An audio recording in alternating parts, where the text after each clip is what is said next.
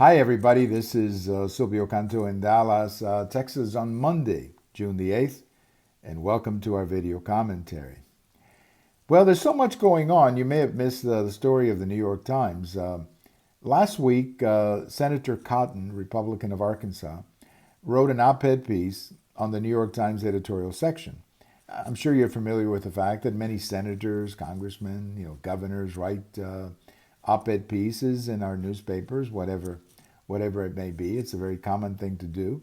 And he wrote an op-ed piece basically saying that President Trump had the authority to use the military, if he wanted to put down some of these problems in our cities. He wasn't saying that he should do it. He was simply saying he had the presidential power to do it. He used a couple of examples, like President Bush in 1992 in Los Angeles, or President Lyndon Johnson in the 1960s when he sent the military into some of our cities. All of this he presented in the article. He wasn't saying President Trump should do it. He was simply saying that he had the presidential authority to do it. For a couple of days, the article sat there, and then all hell broke loose at the New York Times.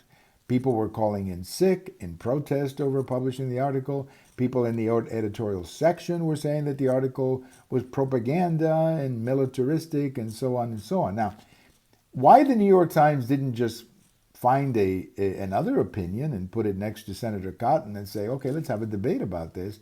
Why they didn't do that, I don't get. Instead, the editor of the editorial section was, I guess, fired or resigned or whatever.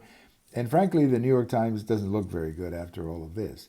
So if you're a person who believes in debate and conversation about our issues, and our issues are complicated to say the least, but if you believe in debate, the New York Times did not contribute to that over the last few days. And I think the New York Times credibility has been hurt in more ways than they realize. Thank you for watching. We have all of these on YouTube, on Twitter, and on my blog. And if today is your birthday, happy birthday. Bye-bye, everybody.